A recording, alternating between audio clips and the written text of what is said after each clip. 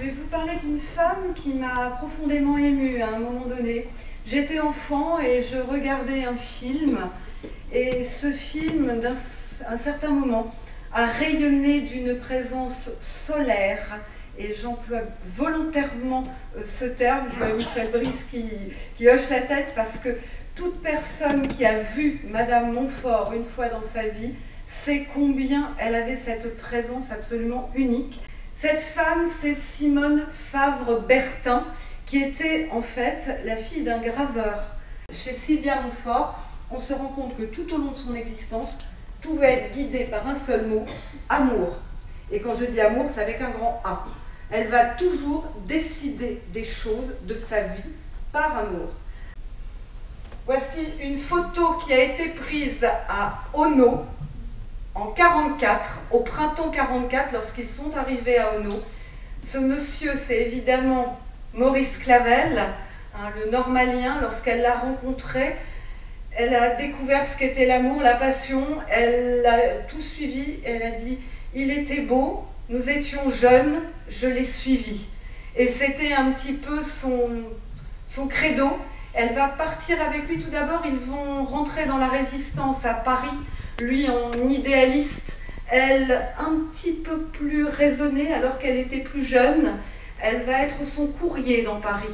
Et à bicyclette, elle va parcourir toute la capitale et les environs pour porter les messages. Elle fera la même chose lorsqu'elle va arriver en Eure-et-Loire. Et c'est elle que Madame Desforges va choisir comme modèle pour la bicyclette bleue. Elle va rentrer dans le combat, et quand je dis dans le combat, elle va participer et elle va susciter l'admiration de ceux qui vont l'entourer. Mais madame, comment vous avez fait pour passer les barrages? Et avec un éclat de rire, elle a dit, mais monsieur, avec ça, en montrant ses jambes. Parce que c'était ça, Sylvia Montfort. Elle avait tous les culots, elle n'avait aucune peur, elle avait un courage et elle savait ce qu'elle voulait. Donc elle va jouer à Avignon avec Villars. Elle va vouer à Villars un véritable culte. Ça va être son maître à penser. Et là, évidemment, Cocteau lui offre l'aigle à deux têtes. Et j'aime bien aussi, Cocteau m'aimait bien, il m'appelait l'ange de l'étrange, parce que regardez ce visage un tout petit peu particulier, ce sourire, ce regard. Et ça faisait partie aussi des marques de fabrique de Madame Montfort. Phèdre, bien sûr, et le Cid. Alors ici, je vous ai mis deux photos, dont une où elle joue Bérénice, toujours la tragédie. Elle va quand même jouer un peu de Marivaux, mais finalement elle s'est rendue compte, même si elle aimait beaucoup la comédie, elle s'est rendue compte que c'était pas son truc, que Marivaux finalement c'était très beau, c'était très sympa à regarder, mais qu'elle n'était pas faite pour ça. Elle a joué Électre, et là on est véritablement dans les années 60, elle a déjà vieilli, on est même près des années 70. Elle retrouve l'amour aux côtés de Jean Le Chanois, et c'est lui qui va l'emmener en fait vers le cinéma. Parce que là, ça y est, elle avait choisi sa voie théâtre, et là, elle repart vers le cinéma.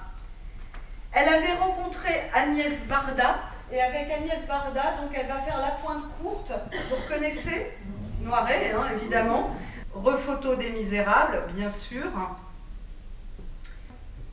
Elle a joué le cas du docteur Laurent, un film qui a fait scandale à l'époque, le cas du docteur Laurent, puisqu'il parlait de l'accouchement sans douleur. Des films un tout petit peu plus, on va dire, populaires, ces films noirs des années 50, il y avait du rififi chez les hommes et il y a eu du rififi chez les femmes. Et son dernier rôle, c'est aussi un film de Jean Le Chanois. Est-ce que vous reconnaissez ce film? Elle joue le rôle de Myrtille dans le film, c'est très joli. Dans ses passions, il y en a une autre, le cirque. Gamine, elle adorait aller au cirque, puis alors elle rêvait de monter sur les chevaux. Et quand elle a commencé à être connue, la première chose qu'elle a faite, elle est allée voir Alexis Grus. Je veux essayer. Et ils sont devenus amis. Vous connaissez le Gala des artistes? eh bien, elle a fait partie des premiers et des premières à pousser pour qu'il y ait ce gala des artistes. Et là, je vous ai mis des photos où elle faisait des numéros. Et c'était véritablement, elle s'entraînait avec les vrais artistes de cirque. C'était pas du tout du chiquet, c'était pas juste une petite apparition, bonjour, et je m'en vais. Elle faisait le numéro en entier. Moi, je vous conseille, sincèrement, il ne m'arrivera rien parce qu'elle évoque l'Eure-et-Loir, elle évoque chez nous et elle évoque la guerre, donc forcément, ça peut être beaucoup plus facile pour nous d'accès. Mais moi, j'aime beaucoup les mains pleines de doigts. C'est le côté artiste passionné qui ressort. Les mains pleines de doigts, c'est véritablement un très, très, très beau livre. À l'âge de 40 ans, Sylvia Montfort s'est rendue compte qu'elle ne savait pas nager. Elle savait faire du cirque, savait écrire, elle avait fait plein de choses, mais elle ne savait pas nager. Donc elle a pris des cours de natation avec un coach sportif, Pierre Grunberg. Et ça a été véritablement une passion, une histoire d'amour de 30 ans. Et pourtant, ils ne se sont mariés qu'à la fin de sa vie. Évidemment, quand on aime le théâtre, quand on fait du théâtre, le rêve pour tout comédien, c'est de bâtir un théâtre.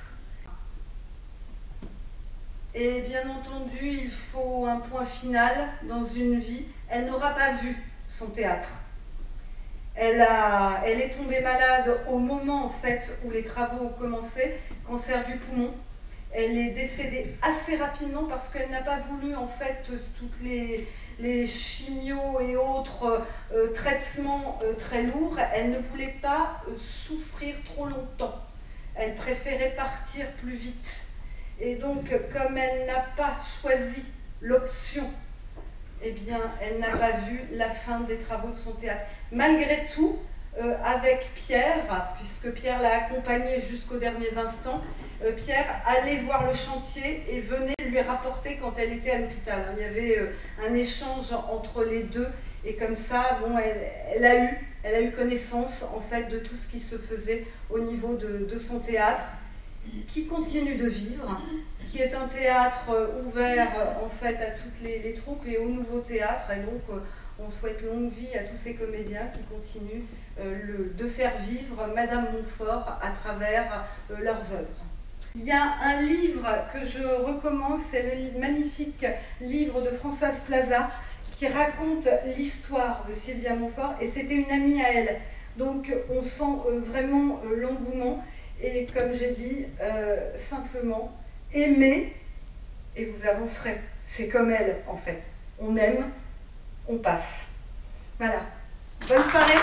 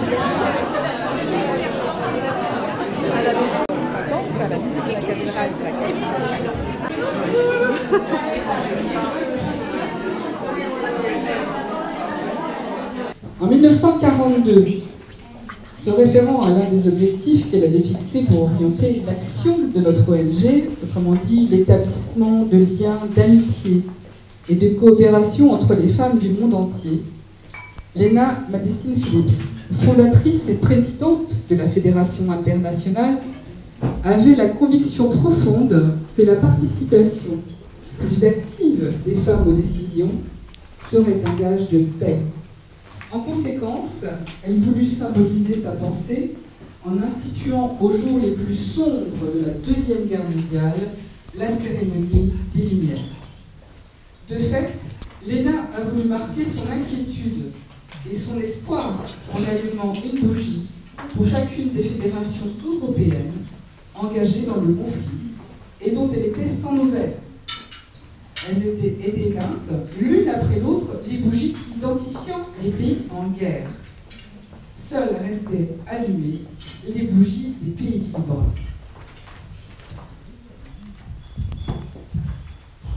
Par ce geste, Lena Vanelisi Phillips rappelait à ses compatriotes les souffrances de l'Europe et entretenait chez toutes la flamme de l'espoir. À la fin des hostilités, Lena a institutionnalisé cette cérémonie. Ces lumières sont les symboles de la permanence de nos engagements.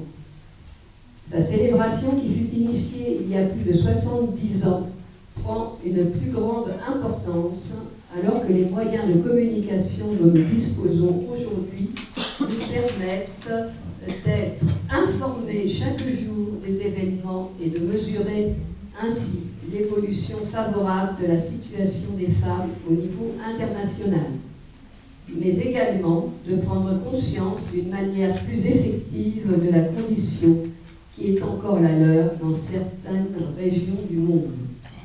Ainsi s'est établie la tradition qui veut que chaque année, nous, membres du BPW international, nous nous réunissions à des dates différentes mais importantes pour faire vivre l'espoir et évoquer, comme l'a souhaité notre fondatrice, toutes les femmes qui, par le monde, sont les victimes d'injustice, de conflits ou sont privées de liberté.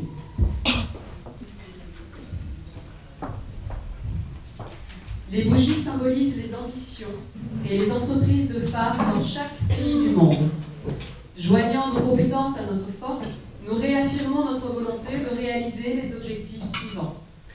Inciter les femmes à utiliser toutes leurs capacités et à prendre la place qui leur revient dans le monde du travail. Encourager les femmes à diversifier leur formation et à adapter en permanence leurs connaissances professionnelles. Engager les femmes à s'impliquer et à innover dans les applications des nouvelles technologies. Obtenir la suppression de toute discrimination dans la vie économique, civile et politique. Favoriser la création de réseaux d'échanges nationaux et internationaux et contribuer par notre action à l'amélioration de la vie professionnelle des femmes dans le monde et à leur indépendance économique. Ce soir, nous aussi, comme tous les clubs BPW de par le monde, nous allons perpétuer ce geste en allumant plusieurs bougies. La première bougie que nous allons allumer, c'est la bougie de la Fédération internationale, et j'invite Agnès Bricard à allumer la bougie blanche, Fédération internationale.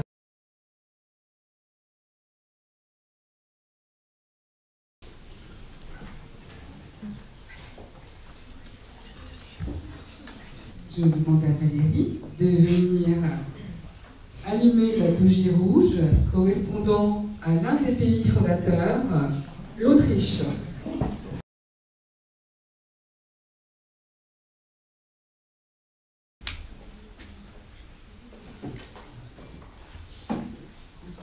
Françoise, je t'invite à allumer la bougie symbolisant le Canada.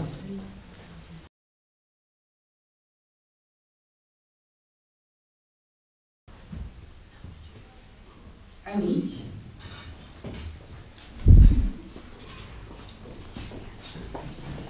la bougie de l'Italie.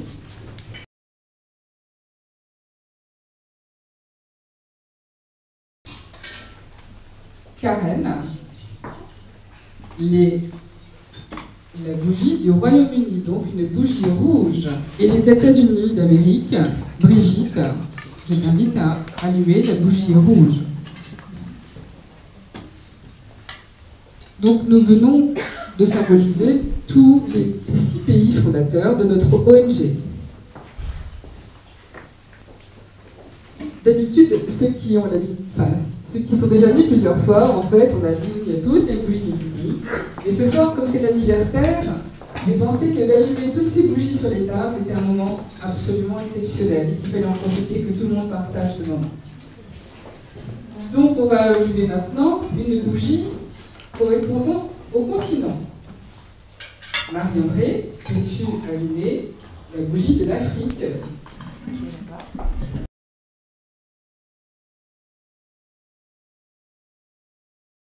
Et de fait, j'avais demandé à Claire Navarro d'allumer une bougie bleue sur la... Mais Claire Navarro, la présidente du Mans, n'est pas arrivée. Donc Brigitte, est-ce que tu peux la remplacer? Tu peux allumer une bougie bleue représentant le Soudan, s'il te plaît.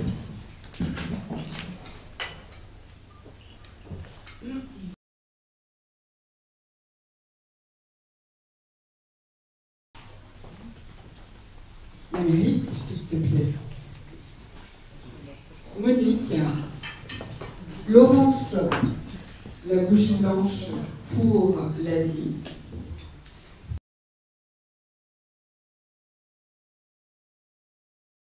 Et Brigitte, je vais te mettre à contribution une nouvelle fois. Tu vas allumer 2 bougies bleues au milieu, s'il te plaît, pour le Pakistan et l'Inde.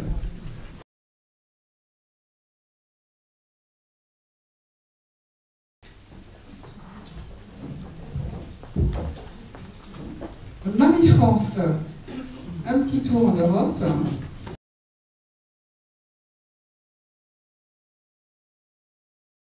Et tu vas donc allumer la bougie blanche de l'Europe.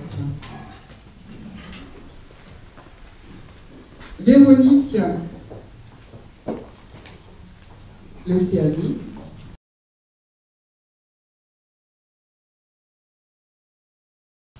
Et enfin Madeleine, je vais te proposer d'allumer la bougie de l'Europe, des pays francophones, qui se trouvent sur la table. Devant toi, la blanche, notre blanche.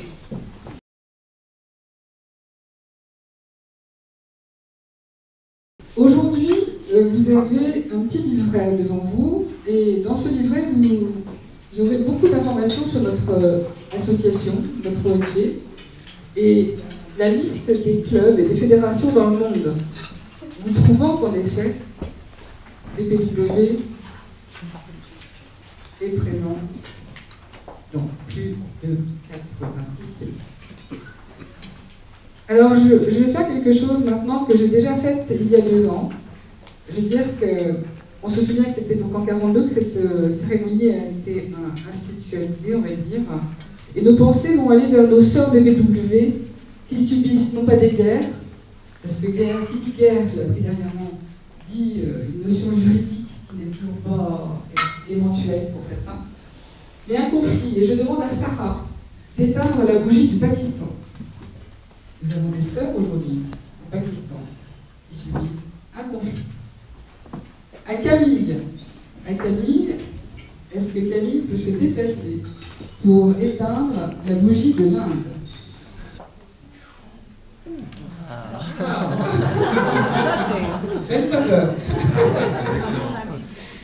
Et je demande à Guillaume Casbarian, député de Chartres, lien entre le peuple et les instances dirigeantes de l'État, d'éteindre la bougie du Soudan, donc la dernière bougie bleue allumée.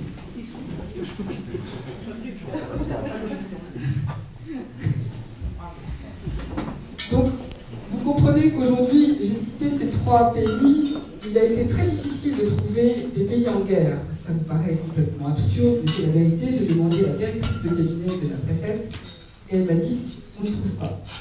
Donc des conflits, il y en a.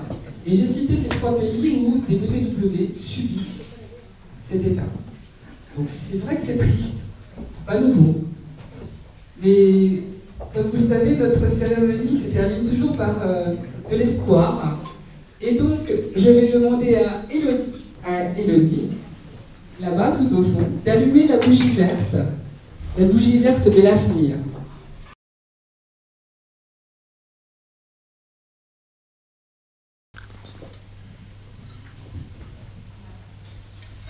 Merci Élodie.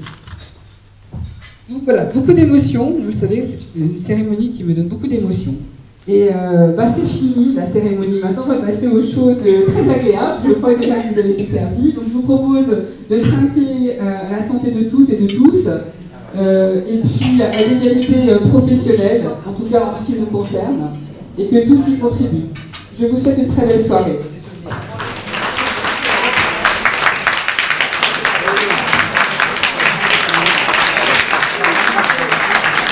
D'abord, bonsoir. Vous dire tout le plaisir que je suis à Chartres, au PPW. Vous dire que quand on a une présidente comme Christine et Marie Breton, c'est toujours un plaisir à chaque fois de se dire qu'on vient à Chartres, et on sait pourquoi on vient à Chartres, pour la qualité de ce que vous êtes. Parce que, aussi, il faut savoir que quand elle invite un député comme Guillaume Gasparian, et nous étions à sa table, c'est un plaisir de savoir qu'il est convaincu par l'égalité femmes-hommes. C'est un plaisir de savoir parce que on est dans des époques où aujourd'hui, on sait ce que ça veut dire d'être en démocratie, et on sait ce que ça veut dire aussi qu'être dans une égalité femmes-hommes. Et que quand on a en plus une conférencière qu'on a eue tout à l'heure, qui s'appelle Véronique Dobalgacci, je la prononce peut-être juste, mais c'est un plaisir de savoir qu'il y a des femmes qui sont des modèles, comme Sylvia Montfort. Et vous dire que si vous êtes là ce soir, vous avez pris sur votre temps, et que vous avez souhaité être présent au Dîner des Lumières, qui est une cérémonie essentielle dans le cadre de la solidarité, eh bien pour moi, c'est une réjouissance. Et pour moi, c'est pour vous dire que je vais continuer au niveau de toutes nos régions, puisqu'on a créé une nouvelle région qui s'appelle PPW Marseille, et que demain, on créera la région PPW Strasbourg, c'est-à-dire avant la fin de l'année. Dire que quand le bureau qui vient à côté de moi ce soir, grâce toujours à votre présidente Christine, qui s'appelle Noël Germain, et qui est là en tant que vice-présidente représentant les Young, je voudrais vous la saluer parce que la particularité de PPW, c'est qu'on a des jeunes qui ont moins de 35 ans et qui sont vice-présidents.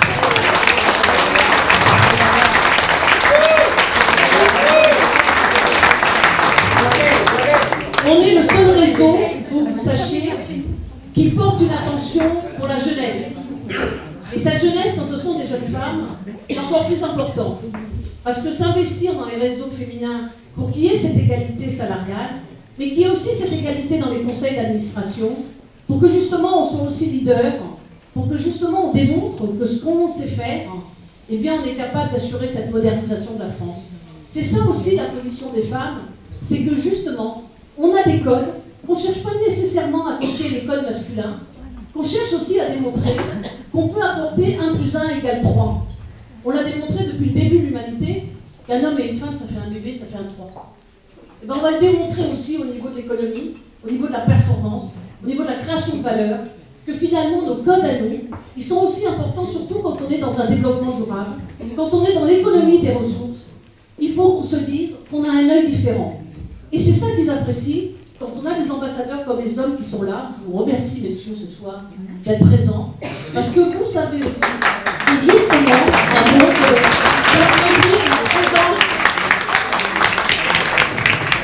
vous savez aussi qu'on peut changer les choses, parce qu'on a cet œil bienveillant de cette femme qui vous regarde, parce que nous, on vous regarde, mais vous aussi, vous nous regardez aujourd'hui. Et c'est ça qui fera la différence, et c'est ça qui fera qu'on gagnera. Et je vous remercie réellement. Et je voudrais saluer Sarah. Sarah Manta, si tu peux me dire, notre secrétaire générale, à côté de moi, on a notre bureau, et puis il y a Marie-André, Prévost, parce que comme l'a écrit notre présidente Christine Les Marie Breton, vous regarderez sur la dernière page de la plaquette, quand on est seul, on n'est rien, quand on est ensemble, on réussit. Vous pouvez applaudir votre présidente, et Marie-André, merci, et Odile Mortier, conseiller de Chartres, et Odile, notre avocate. Il faut toujours avoir un avocat et une avocate avec soi, et c'est pas le moment de se fait, croyez-moi. Odile, tu viens nous rejoindre, Christine, voilà.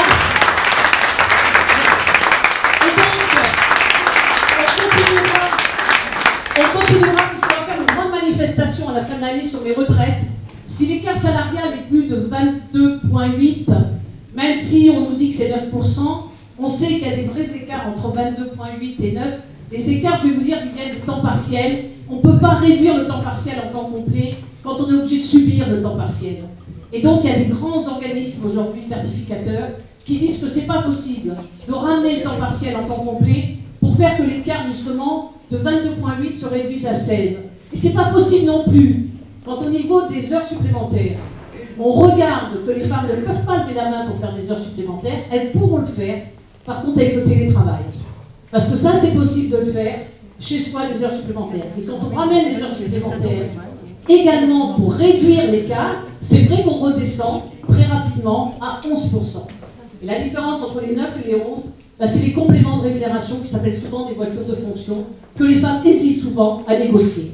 Donc voilà pourquoi on arrive à 9% au niveau national, alors qu'on est vraiment à 1,2. Mais sur les retraites, c'est 40% d'écart. Les retraites des femmes, c'est 800 €, alors que les retraites des hommes, c'est 1200 € la moyenne. On ne peut pas accepter au bout de 45 ans d'exercice de continuer à avoir ces écarts-là. Donc BPW continuera à se battre avec vous et je vous en remercie.